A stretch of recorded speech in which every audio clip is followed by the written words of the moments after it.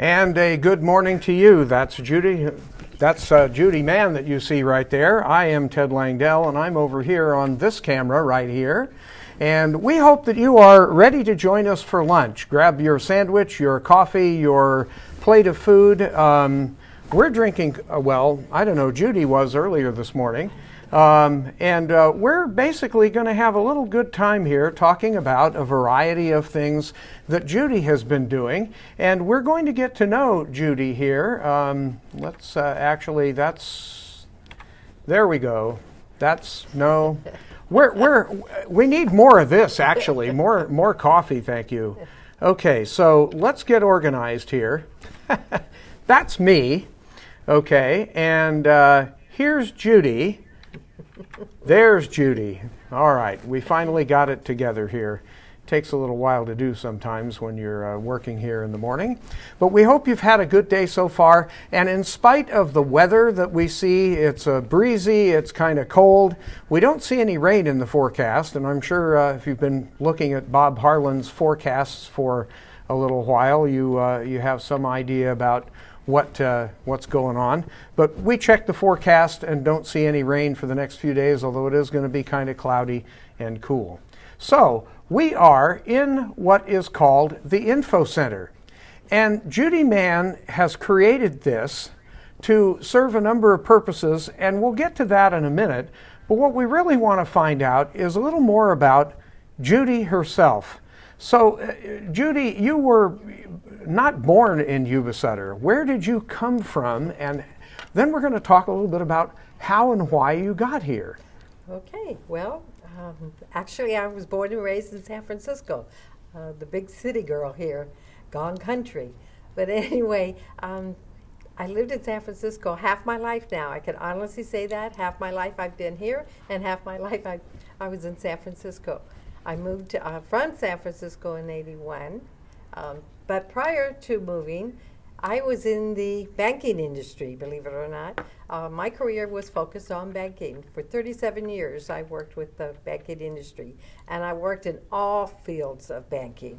My very first job with Crocker Bank in Montgomery Street, right in the heart of the financial district, I was called a runner, where actually we took messages off the teletype machine, and I would run it to the proper department that it was supposed to be delivered to, and that was actually my job.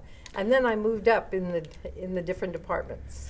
So how did you end up basically being in the banking business? I mean, obviously you grew up as a young child in San Francisco, and I imagine in the I'm going to guess, and you don't have to tell me, but I'm going to guess this was sometime in the 1950s and 60s, growing up in the Bay Area. Exactly. What was that like? You know what? It was wonderful. I got to see it all. I mean, from the Beatles in person, from the hippie era, from music, of watching technology over the years change. You know, I have to say I lived a wonderful life. In that aspect, I got to see it all. You know. But my first, you ask about the job itself, I was in high school, and they had a program. 4 hours you went to school, 4 hours you went to work. And that was my first job. I went, while I was still in my senior year, I worked 4 hours at the bank. Where did you go? Where did you go to high school in San Francisco? What part of town did you live in? Richmond District. In the Richmond District. I graduated from George Washington High in '66, so that tells you how old I am now. But actually, I just started working, and I never stopped working since '66. And it sounds like you have enjoyed what you've done over the years and have had a variety of experiences ranging from something basic as get this from point A to point B and make sure it gets there quickly and securely, because banking information needs to be secure. Right. When I first came here, we flew over the Sutter Buttes, and I saw all this division, like partials and division thing. I didn't even know. I could never dream, what is all that? And later on, agriculture. You got to remember, I'm from the city with the high, tall, gray buildings, and I never saw anything like this. So when I started with Feather River State Bank here in Yuba City, I worked with variety of different positions, from the loan department, from the data processing department, loan secretary. My favorite was the ag loan secretary. And I got to go out to meet the different farmers. And that was so much fun because I actually saw the process of growing, of farming, and the calluses that were on the farmers' hands. I mean, I saw it all. And now today, when, like I say, every peach festival, when I take a can of peaches from the cupboard, I can savor the taste. And I know the work that went behind it. So it was through banking that I got to know all the farmers. So I owe a lot to my banking career, as much as I can So say. while you were in San Francisco, you established a connection to Marysville that you've told us about before. How did that happen? What generated that connection to Marysville when you were still a San Franciscan? Okay, so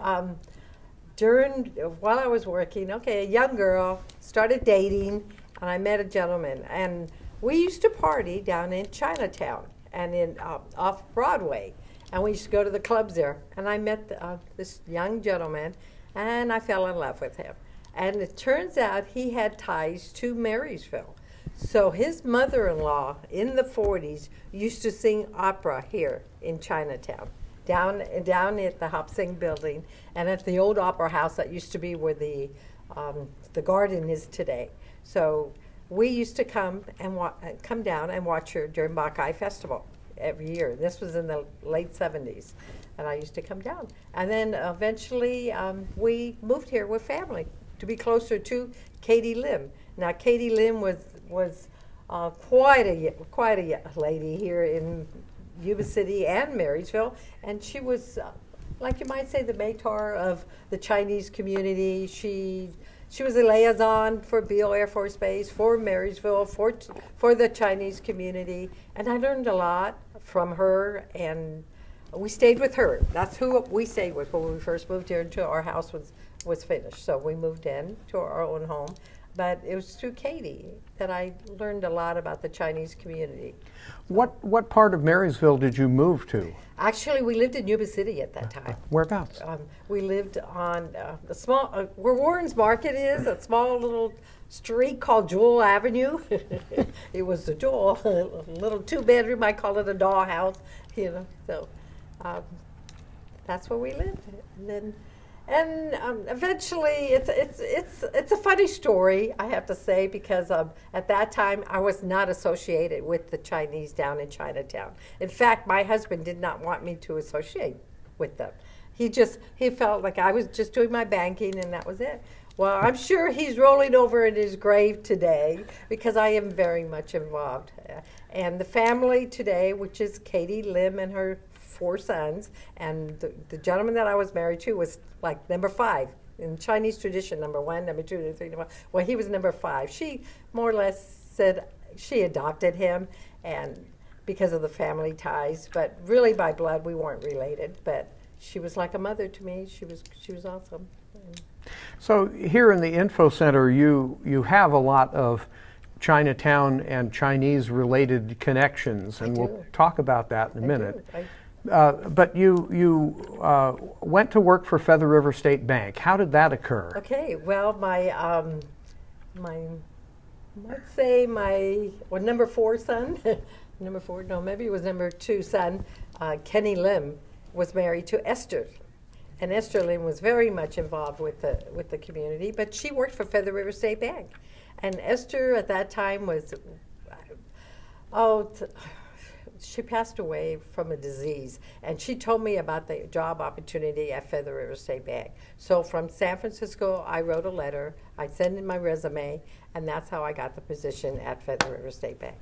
Who hired you back then? It was Chuck Lewis. I don't know if you remember Chuck Lewis. He was vaguely, yeah. Chuck Lewis was yeah. there, and we just grew up to be a great little family. The old Feather River State Bank. We used to call it Frisbee, and that was our little. We had Frisbees that we gave away, and we were Frisbee, and we were a great little family group, and still around today. I see, and I'm still connected with a bunch of them, the past employees. And, they move on to different things. Some have gone and opened a new bank, and some have other careers. But Now, Feather River State Bank got purchased by Umpqua after they had built, for example, the building that's at the corner of 6th and E Street in Marysville. I was on Bridge Street in Yuba City at that time. Yeah. Yeah. So a good bit of things have changed here in the area, but other things have not. What would you say has changed, and what would you say has remained the same? In the banking industry, or just In general. Here. The electronic world. I mean, I remember I was the runner that used to take these things. Now we have technology that takes it in seconds over the phone, so or I had to say we can technology. live stream this from a desk in a building somewhere. Yeah. Fax machines. I mean, I remember the first tele machine that we put a telephone in there and we just sent it over. I mean, just technology in itself, the way banking is done today compared to the way it was when I first started. Yeah, it's amazing. So, Marysville and Yuba City are considered by many to be separate. Others consider them to be part of one region. What's your take on that? My take is we're twin cities. And it's not because I'm a twin, but I do have a twin sister, but I feel like we are one. We are two. The bridge separates us. That's all it is. That's all it is. Other people would say the bridges connect us. Exactly. I feel it's a connection to go from one place to another. And I hear this constantly. Oh, do I have to cross that bridge to go over there? Yeah, you do. In order to see what little charm we have here, and for us to see what charm you have over there. It is a connection. And I always say that Marysville and Yuba City are one. So you've lived here now for 30-something plus years? 37 years now. 37 half my years. Life. Happy anniversary. Thank you. Exactly. Now I can say half my life. And it's been a good experience for you? It's been a wonderful experience, both in Yuba City and in Marysville. I have to say, the people. San Francisco, I didn't even know my neighbor. Seriously.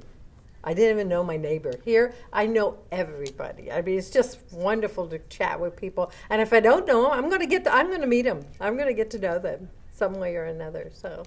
Now, I first met you when you were connected, or I guess beginning to get reconnected or had been connected with Focus on Marysville, which meets the third Wednesday, I think it is, of every month at different locations in town. They've met here. But you had kind of a reputation, if you'll let me make a joke at your expense, as a streetwalker here in town, just simply because you were connecting people with other businesses and connecting yourself with them by walking up and down Marysville streets. Exactly. Yeah. I try to visit the merchants. I try to visit individuals and see how they're doing today and keep connected, let them know what big events are going to be happening in the community, and maybe we can somehow get together and form some sort of, and with the Focus on Marysville group, and now a brand new group, the Marysville Business Alliance group, where it's happening. I can see it's happening, and I'm seeing the uplift of individuals. So, and calling me a streetwalker, okay, well, I'm from San Francisco, never drove in my life, you guys, never drove in my life, so I did ride the buses all over. Hey, at Yuba-Sutter, we have the best transportation ever, because I could get from one area to another area, no problem. And your favorite mode of wheeled transportation is right behind you. We can see a three-wheeled tricycle. I have to tell you a story about that. On my 36th birthday, that was delivered to Feather River State Bank. And the employees were just, oh my God, they thought that was the best gift I could have ever gotten. My husband at that time told me, find your own way home, and left the bike there. And so I rode the bike home. But it's like, that was a joke in itself. So you've been riding that particular adult tricycle ever since? Every now and then I get in it and ride it. I haven't rode it in a while. Well, I actually was riding it this weekend over at the Yuba City Home, Garden, and Recreation Show. First time I'd been on a pedal vehicle in quite a while. And we were using it to take our equipment from point A to point B to point C and doing live streaming from the event. And it was very handy. I think I would recommend that kind of a situation for people who go to or who have to get around at events like that. It makes it a lot easier. Nice little vehicle. So you're now here in what at one point, maybe before you arrived, was the Marysville branch of Mid-Valley Savings. Were you aware of that? Yes. Okay. So Mid-Valley Savings was a 2 or 3 office savings and loan here in Yuba-Sutter that got purchased eventually by Financial Federation, and if I recall correctly, American Savings and Loan bought Financial Federation, and they had an office over on Plumas Street as well, which is now where there was once the Sutter County One Stop, and before that it was, I think, a furniture store. Now it's a pawn shop with lots of parking in the back. But this was the Marysville office of Mid-Valley Savings, for those of you who are interested in our local history. Oops, let's get Judy back up here. So this has, prior to you moving in here, this was vacant for a while. What was it before it became vacant and then became the info center? I believe it was Lakeview Petroleum. They were in here before. So, right. When the opportunity arose, the landlord said, "Do you think you can manage this building for me and do what you like to do?" And so that's what I'm doing. That's how I became part of the info center. So as we look around, we're looking at a wide shot, and you can kind of point to different places, and we can pan cameras around and look a little bit. We invite people to come down to 317 4th Street. That is the location of the info center here. And so what have you managed to do with this space? Okay, so what my idea was, okay, so I did tell you a little bit of what I did after I retired from banking. But I went out and I started volunteering because I'm not one to stay home. So I ended up volunteering with the Red Cross, the Senior Center, the Chamber of Commerce, when they were located over here in Marysville. One day I just walked in and I asked if they needed a volunteer, and the young lady said, "No, we don't need any volunteers at all." So I walked out, and as I was walking out, here's a gentleman coming out after me. "Yes, yes, please come back." And so that's how I ended up with the volunteering with the chamber, and I worked with the tourism end of it. So that was very interesting. I love telling people where to go, but in a nice way. And I'm still doing that today. So after I left the chamber, I decided, well, they took away tourism from the actual Chamber of Commerce. So another company took over it from Chico. So I decided I want to come to Marysville. I want to help Marysville prospect in any way I can. So that's how I came about with the idea of the info center. And I didn't want to call it a visitor center. I didn't want to call it the information center. I wanted to call it info, something catchy that the younger generation can see. But we'll see where it's going. It's still a one-on-one kind of thing. I know you can Google everything today, and the younger generation does that. But I still like. I'm a bit old-fashioned, and I like that one-on-one contact. I like talking to people. I like seeing their expressions when I share with them some of our local history and different things. So if someone walked in the door of the info center, we can see that there's this furniture here and there. There's tables that are set up with a variety of different things. And for example, you've got binders that are out on these tables, right. And you have some right in front of you. So everybody used to laugh at me and my binders because I have a binder for everything. But this is my history of Marysville D Street tour. I have another one that's a C Street tour. I have just different ones, the hidden treasures of Marysville. It's just the different tours that we've offered. So show us a little bit about what's in there. Okay, so I have a story about the arches, the Marysville arches, which is part of the D Street tours. It's just different things. Some of the water company here, right around the corner here, the history of it. That's the water company building, which is on 3rd Street. It's the 3-story building, the 3-story brick building that you can see. It's on the corner of 4th and D. Yeah. Oh, right, 4th Street. We're on 4th Street here. Not the one that's on 2nd Street. Right. And then the Hart building, at one time it was considered the tallest building all the way up to Oregon. So just a little bit about our little bits and pieces. They're little tidbits that I've collected over the years that I'd love to share with people. It's just remembering Marysville. Our historic district is a landmark here, our commercial district, from 1st, I believe, to 6th Street, and from C to D, or E, D. Well, so it just, so in fact, it's just interesting to tell people about our history. I'm right next door to the old Packard Library, and that in itself is nice. One day I like to see that become our local museum. So there's quite a lot of space there. Home to Friday Night Live in the relatively recent past, but this was the Packard Library was, if I recall, the first free library west of the Mississippi. Is that That's correct. Is that correct? Yeah. So Marysville actually has been a home of, or one of the largest, or has had quite a bit of firsts that have happened to it over a period of time. I know, and I would love, and I know Sue Moyers, who works for our historic resource group. She has all a list of all this, and I would love to see that list of all the firsts that Marysville has, and there is quite a list, I've heard. Well, you're also part of Marysville's history in another way, in that you are on the board of directors of the Mary Aaron Museum. I am. And you work with Chris Pedigo and several other people whom you can name.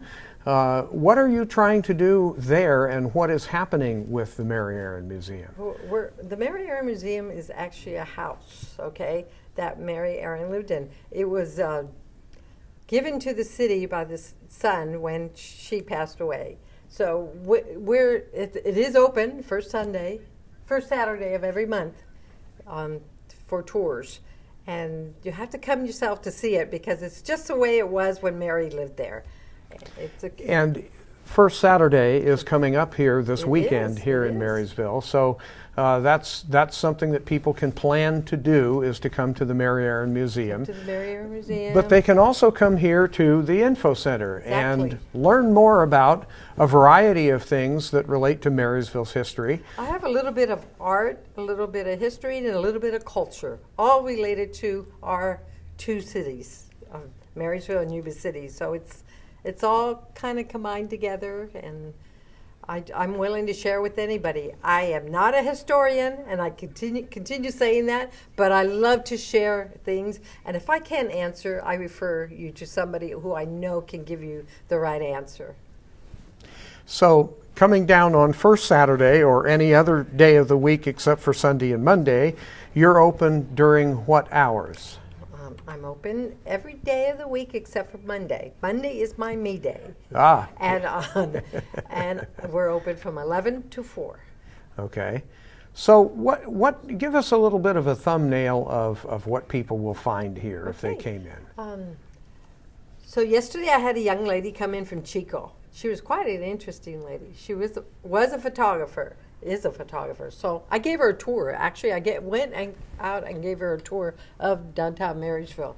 But she came in and she was just so amazed to see. She called this like a tease of what really Marysville has to offer. And it is. I have a little bit of this and a little bit of that. And it's through art, it's through the cultures that we have in our area that we are sharing what Marysville and Yuba City is all about. So you've got business information over here. You have historic information. I see there's a thing about the Chinese community of Locke, which is a state park in the middle of the San Joaquin Sacramento Delta in Sacramento County. Actually, I remember in another life when I was working with KXTV Channel 10 when it was a CBS affiliate. Doug Kriegel was a reporter that some people may remember, and Doug and I got assigned one morning to go down and do a story about Locke, which they were at that point trying to get to become a state park, which it is now. So those are some of the things that you may find connections for here. I've been fortunate to meet those people through the Chinese community and through my sister city group, which Marysville is sister city now for 36 years with our Taiwan city, Peking. And so every year our representatives come from San Francisco to join us in our Bacchai festivities. This year we were lucky enough to have 5 other groups join us for our parade. So Locke was one of them. Locke was one of them. They were here. Now, Easter is coming up.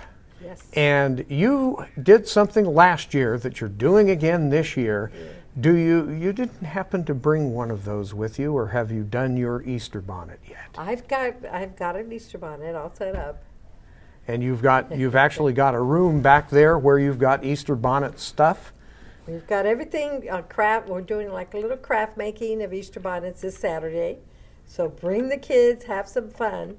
And then the day before Easter, we're going to do a little Easter parade down D Street. And it's not your normal parades. We're just going to stroll in and out, say hi to the merchants, chop a little, eat a little, and just enjoy and say hi to people that are walking by. But we're going to be with our Easter bonnets, just having a lot of fun. And so that's this coming Saturday. That's this Saturday, yes. For the making, the craft making, but okay. On the 16th. Make it on Saturday, then on the 16th is the parade. We meet at 10 o'clock here to meet up for the parade. Okay. Yeah. And the point of all of this being to do what? To get people to come out and shop, eat, and locally our businesses need you. And this is just to have fun, just to enjoy. So I like to incorporate a little fun in business, and that's what I've done here at the INFOCenter. So you've been active in the business community, obviously a member of the Chamber of Commerce at one point, and volunteering with the Chamber in the tourism.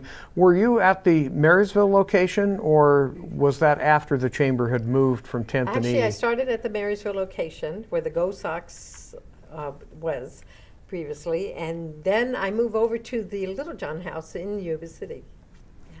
So you've always been kind of tied with something that has a little history. Yeah. And I did the tours over there at the Little John House, and the little hidden acorns that people normally don't see. I told the story of that. So yeah, I just totally enjoy it. But like I said, I'm not a certified historian, but I love to share what little bits and pieces that I've caught from different people. And Henry Delamere and Dick Marquette were my 2 little idols that from history that I used to walk around with, street walk with. Now, you've made a connection with Dick Marquette and his son, and they've done some things here. Are you planning on having him tell any stories here in the near future? I'm hoping that we do get together and we do talk on the film, so we can get some of these stories on film. It is important. We'd be happy to help with that. We are working with Wide Awake Geek, and we are getting ready to do one on Gordon Tom. So we're hoping that will be successful. Okay. So business activities, trying to get Marysville's history more well known.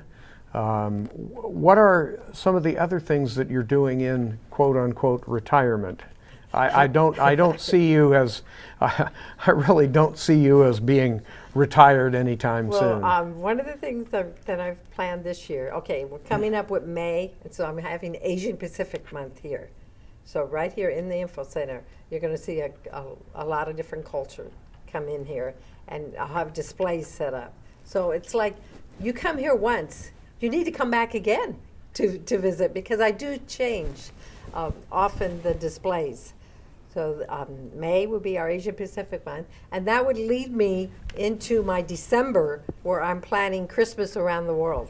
And all the diverse groups that we have in our area here will be joining me, and we'll do a nice event, a fashion show we're planning, a taste of some of the food that the different ethnic groups have, and so that's leading up to that in December. So yeah, I'm planning different things as we go along.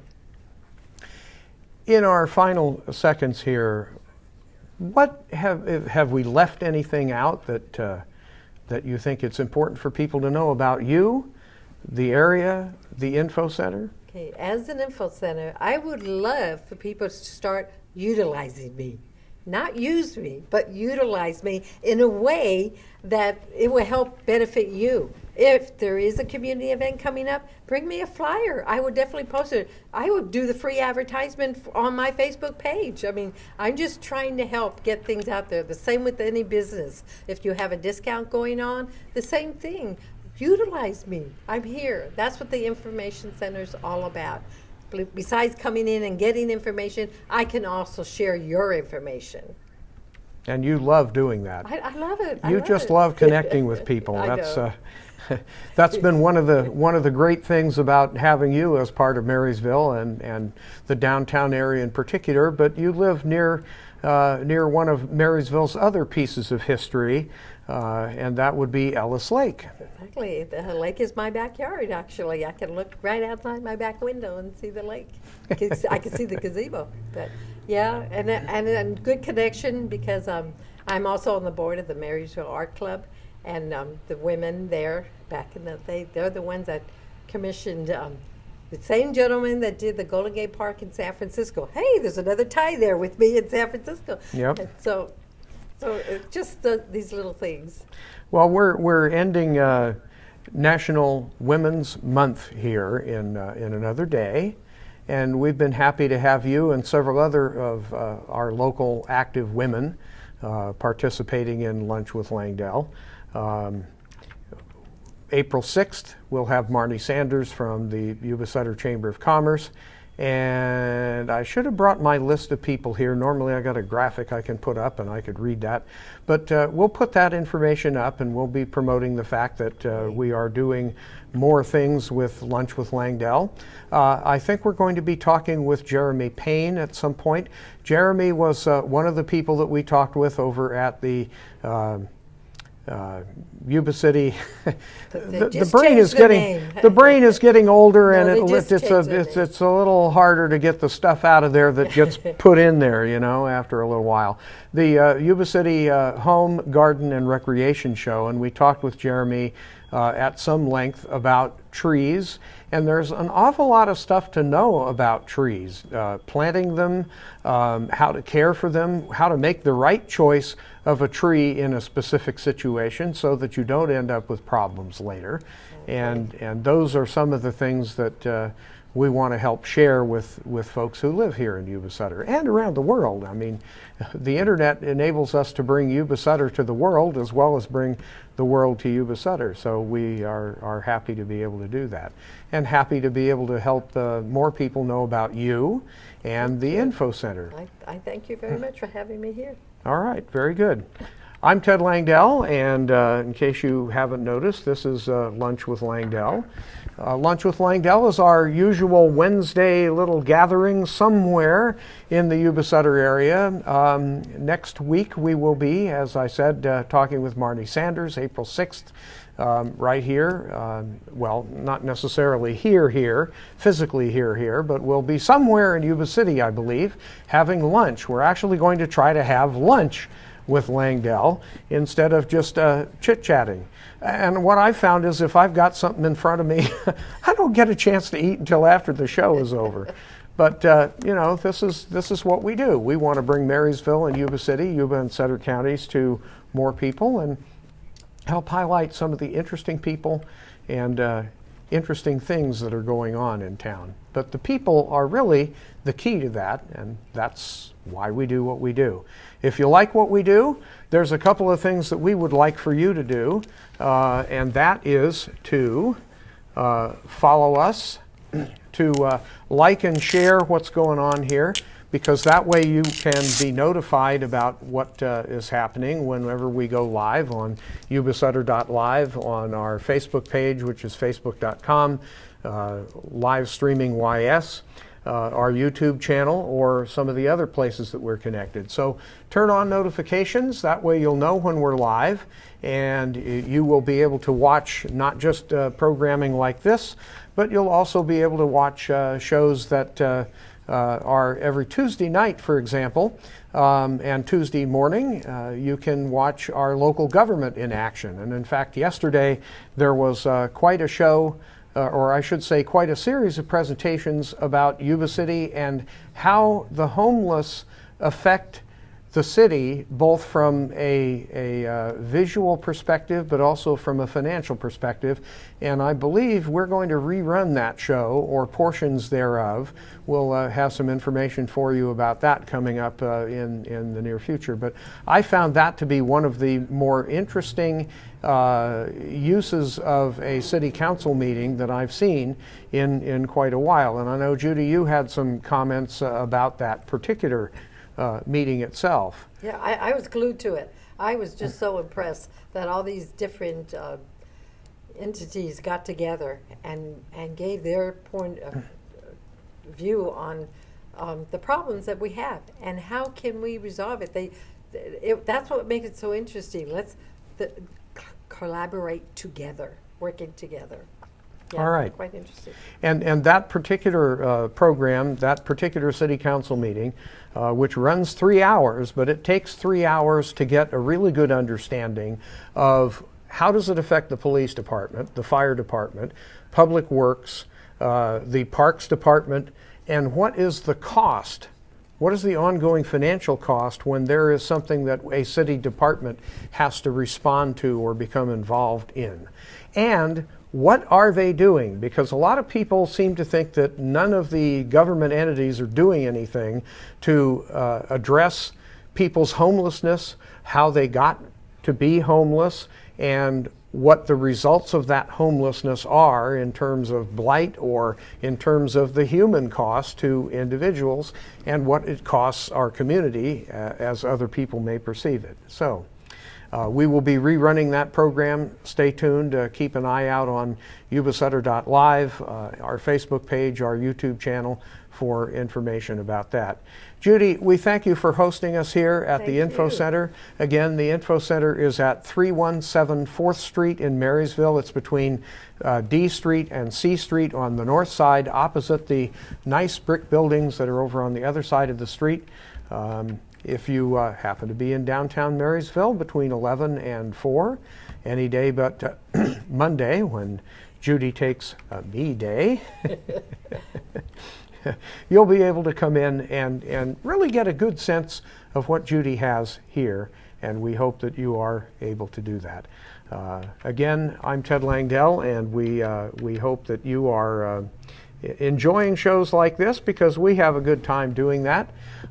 We will see you again next Wednesday, and then of course Tuesday we have quite a few different things coming up, and here's a look at what we expect you will be able to see come next Tuesday right here on Yuba-Sutter.live.